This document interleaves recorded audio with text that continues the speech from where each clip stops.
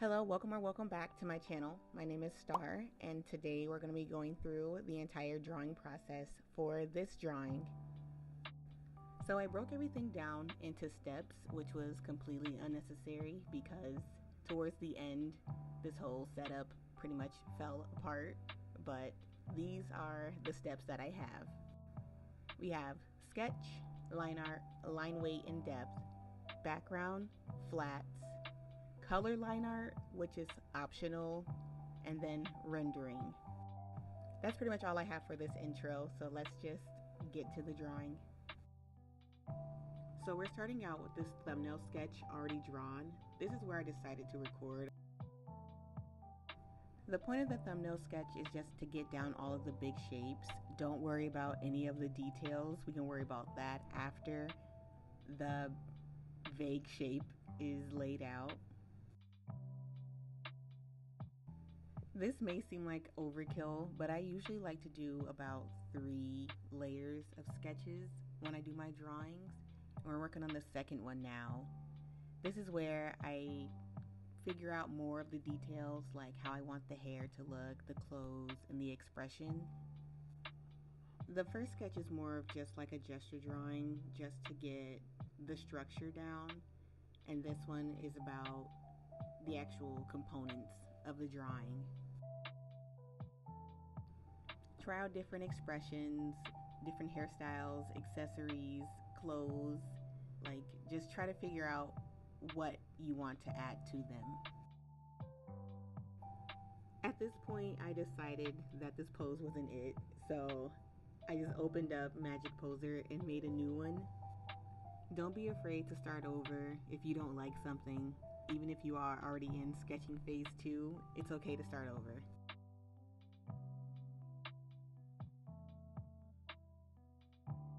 According to Procreate, this sketch has taken me about an hour to do so far, and we still have a very, very long way to go.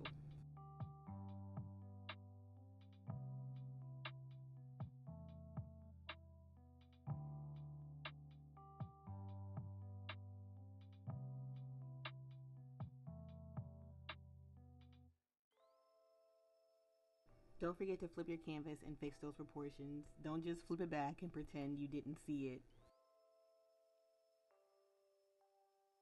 Once you're all done doing that, we can start the third and final sketch on a new layer. This is gonna be your refined sketch. We're doing all of the details now, not leaving anything vague.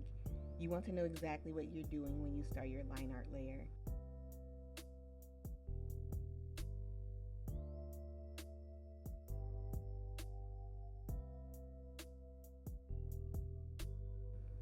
Put in everything so you're not confused later on.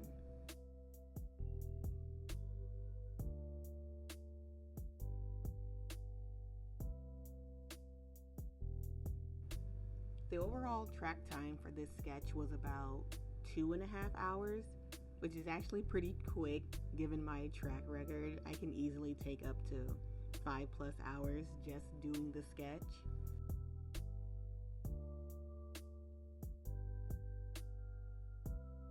Look at the difference between the second sketch and the third sketch. It's almost like a completely different drawing. We can finally start line art. So lower the opacity, add a layer set to multiply, and get you like a dark brown color in your favorite line art brush. I personally like sketchy looking line art. The base of this brush is the same as my sketching brush, just more heavily modified. Pretty much just a sharper taper and a heavier stabilization.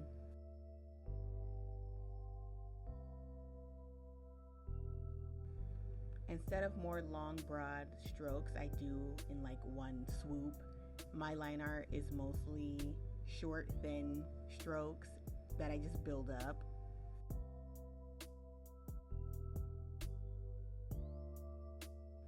Doing the line art shouldn't be too difficult because your sketch layer was so clean, so it should be easier just to layer on top of it, or so I thought.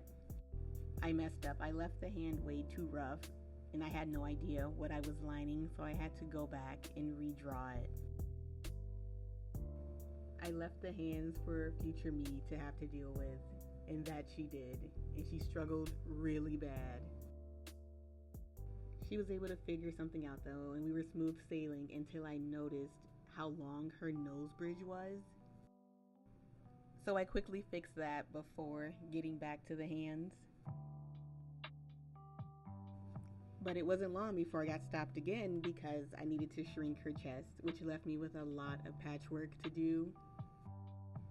And I didn't like her arms or armband things, so I redrew those as well. I promise I never go back and change things as much as I did for this drawing.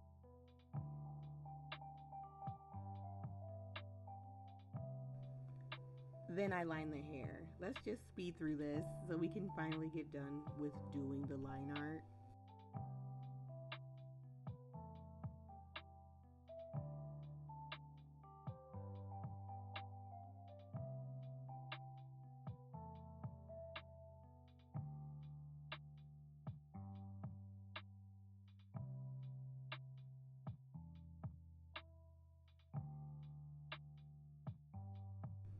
Line art is finally done, and we're at about 4 hours of track time so far. The line art is finally finished, and now we move on to step 3, which is line weight and depth. Making lines thinner in some places, thicker in others, and adding some harsh shadows and some hatching. Most of the time, I will do this step while doing the line art, but sometimes like today, I'll do it as a separate step. It's hard to say exactly where to make lines thinner and thicker, but just keep in mind you want the lines thicker where a shadow will naturally fall. Where lines intersect or meet, make it darker there too. Thin out lines where light would be hitting and in places you don't want to bring much attention to.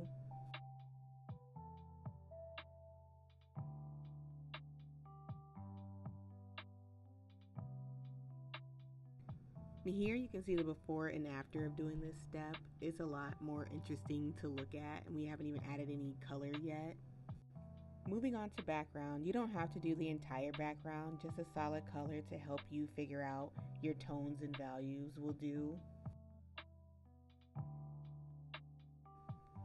That step was easy enough. Time for base colors, putting all your flats down, making sure all the colors look good together.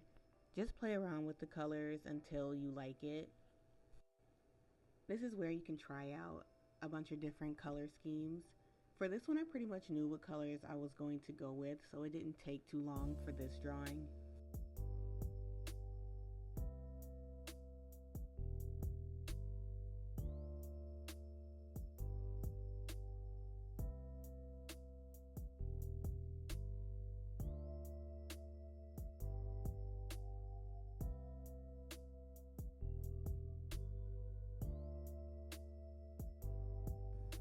Okay, so my iPad did a little oopsie for step 6. It's listed as optional anyway, so it doesn't really matter, but it's coloring the line art. I'll quickly explain. Using a clipping layer over my line art, I will change the color of the lines to match the area it's in. Most of the time, this stays around like the skin area, or maybe if there's like light colored hair or clothing. It's optional because some people like dark lines everywhere. Okay, back to this drawing and to step 7, rendering. This is a very broad step. There are so many different levels of rendering, shading, painting, whatever you want to call it. And to be completely honest, I have no idea how to explain my rendering process. I'm so all over the place, it's barely a process at all. So is it okay if I just let this play out? And if you have any questions, you can leave them in the comments. Maybe I can do another video where I go more in depth on certain points or just on parts where people are curious about what I'm doing exactly. But for now, you can just watch what I'm doing. So if you do have any questions, please just leave them in the comments so I can go back and look at them. I know I get some questions about the brushes that I use. I use a lot of different brushes. All of them are pretty much like customized myself, so it's hard just to say, what brushes I'm using. So I was thinking about putting together a brush pack, just like a free one for people to download if they want to use my brushes. But at the same time, I do change my brushes a lot. Like I'll just swap them out and then go back to other ones later. So I don't know, the brushes I use might change. My sketching and line art brush pretty much stays the same though, so I could make a little bundle pack for just those. So let me know if that's something that you want, or I'll probably just do it anyway. I don't know when though, but I'll probably do that. Lately, I've just been thinking that I want to try to get away from heavily rendering my art. And it's like, I know I've been saying that over and over, but it's just so hard not to. It's like, old habits really do die hard. Because even after this drawing, I was still heavily rendering, even more so than before. Like this Gojo drawing took forever. This was very rendered.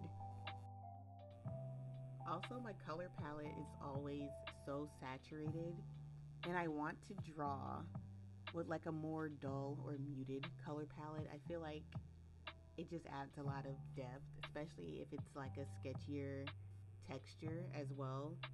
I would say like this recent drawing I did from a manga redraw. I'm not gonna say who it is, but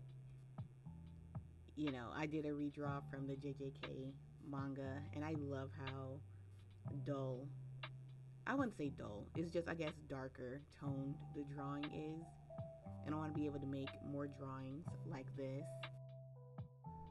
Also, OCs, original characters. I know I've said this a lot, but I am going to be doing a lot more original character art. It's just when I do OC art, it's like I get really nervous because I feel like nobody else cares about them. So I get like kind of anxious about needing to mix in like fan art with OC art.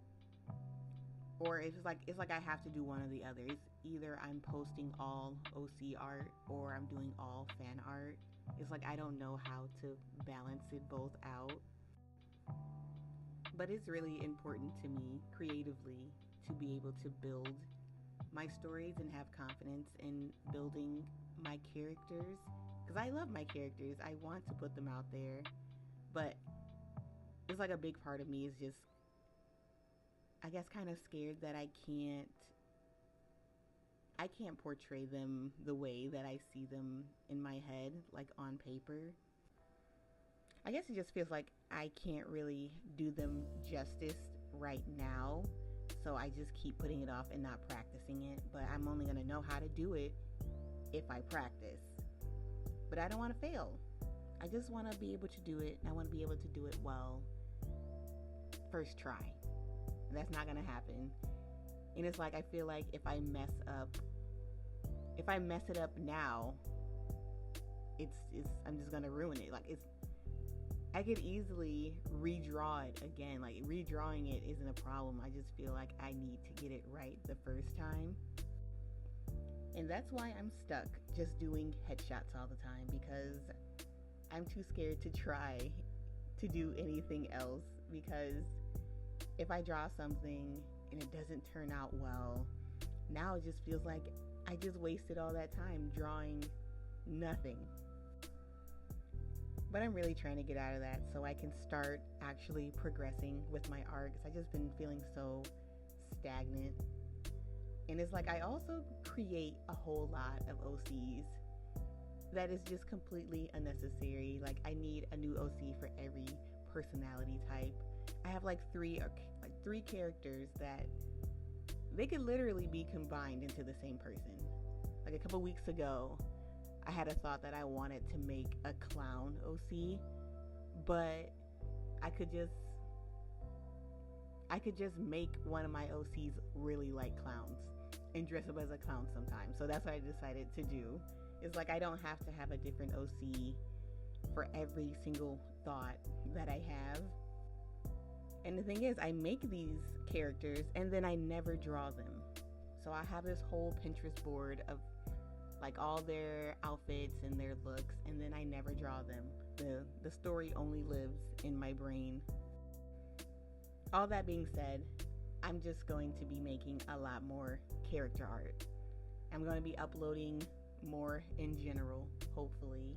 It's like lately I just been overthinking YouTube videos, and it makes me not want to post any because none of them feels good enough to be a video. But it's like I just need to get back to just posting what I draw.